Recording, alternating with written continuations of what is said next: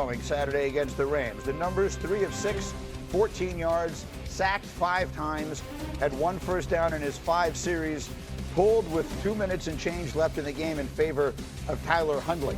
That decision had some people questioning his head coach, Kevin Stefanski. Listen to this. Can you address this sort of persistent narrative that that you're trying to sabotage Shedeur Sanders, especially after yesterday and not putting him in for the 2-minute? Yeah, obviously, I don't concern myself with outside type of things, but I'm committed to his development, just like all of our rookies. So we'll continue to focus on getting our guys better, and that's what we'll stay committed to, and that's what's important to me. Okay, so just to put this piece of it to bed, all of us sitting at this table think the notion that they're sabotaging him is ridiculous and not worthy of following up on. In fact, RC, I thought you described it very well in our meeting this morning, what it is they are and aren't doing. Yeah, what it is that they're doing is they're treating Shedeur Sanders like a 5th-round pick. Right? We're not covering every 5th-round pick in the NFL hoping that he gets an opportunity to be the starter on day 1. We felt like, oh my goodness, they got a diamond in the rough. Shedeur Sanders fell to the 5th round. They felt like they evaluated him there, and that's where they picked him. And they're playing the guy that they picked in the 3rd round over him because they evaluate him at a higher level than what they do Shedeur Sanders. And I get it. We were all frustrated. We all thought that the analytics, that the way we viewed the film said that Shedeur Sanders was a late 1st round, early 2nd round pick. But that is not the nature of the position that he's in.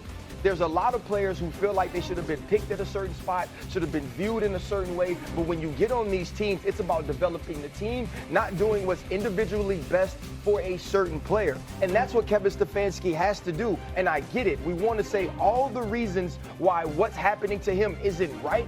But maybe we aren't right on the way that not only the entire NFL viewed him, but now the Cleveland Browns view him as well. So I think that's a reasonable amount to be said on that, right? The idea that a team drafted a player and is now sabotaging his development, candidly, is too ridiculous on its face to even pursue. Having said that, what does the tape show, Dan? What did we actually see? That the bad habits and some of the traits that we saw show up in college were very prevalent this past weekend against the Rams. Holding on to the football, catching the snap and not reading the defense, kind of evaluating what the defensive line is doing, and then trying to see if you can go make a play, and that's the concern. Okay, it's 1st and 10.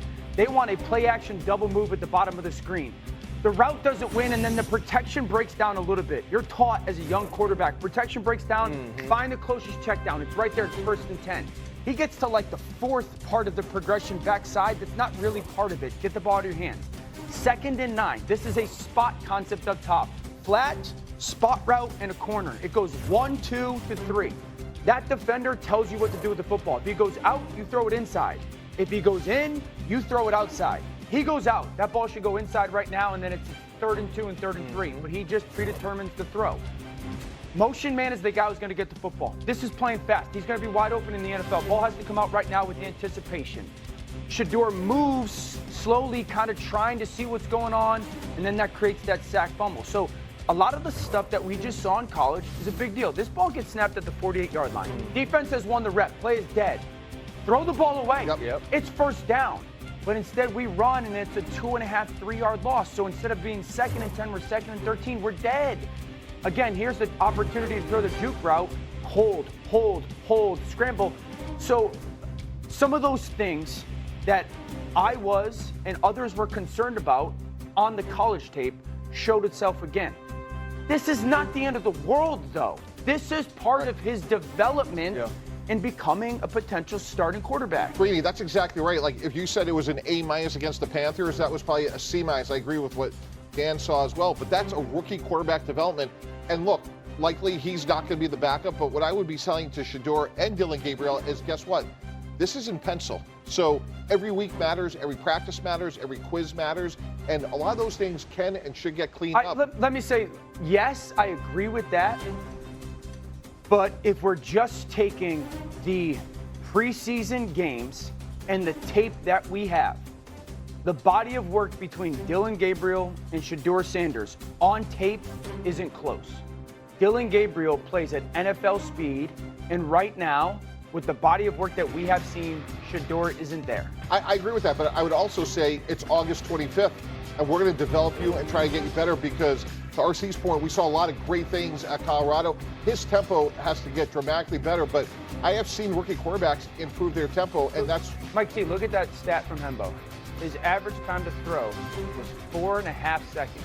Yeah, it's really good. It's really bad, right? That's a ridiculous. Honestly, but the thing is this, right? Both of these players have played a tremendous amount of football. Right. And I remember last year when Bo Nix came out of Oregon, we talked about all the easy throws Oregon creates. Right. The level of the skill players that are around him. And then we watched Bo Nix acclimate to the NFL game extremely quickly. I see a lot of those same traits in Dillon Gabriel. He gets the football out of his hands. He takes the throw that's available to him. He plays on time. And part of whether or not you get an opportunity to get on the field is the people that you're competing against. And I don't mean this in any disrespectful way to Shedeur, because I'm not only a fan, it's somebody I want to see succeed. He doesn't play this year unless everybody gets hurt. If all of these players don't get hurt, I expect that they all get an opportunity to start a game before Shedeur Sanders. Let me get Shefty in here. So what should we now expect? The preseason is now over. How do you see the quarterback room looking in Cleveland? I think you're going to see Joe Flacco start, as they said. Kenny Pickett has not been fully healthy. They're still bringing him back. It would seem to me, based on that Dillon Gabriel very well might be the number 2 quarterback for the Browns' opening game against the Cincinnati Bengals. And again, all this talk about Shedeur, we might not see any more tape of Shedeur until late in the season, if we see any more at all. The next tape we might get on him might be in training camp 2026. And remember this too, all the people talking about the sabotage because of the offensive line he played with. He played with the offensive line that is set on the same tier of the depth chart that he is. Correct. Because he was a 5th round pick. Correct. The part of the reason for the disconnect is that we view him a certain way, and what has been demonstrated is that for the most part, all 32 NFL teams view him differently from that. Coming up, the dress rehearsal. And we're 10 days away from kickoff of the NFL season. The Browns release quarterback Tyler Huntley ahead of tomorrow's roster cut-down deadline. The Browns plan to carry 4 quarterbacks heading into the season. That, of course, includes Shedeur Sanders. He struggled a bit on Saturday. A lot of talk about how the Browns handled Sanders on Saturday, which led to this pointed question to Coach Kevin Stefanski.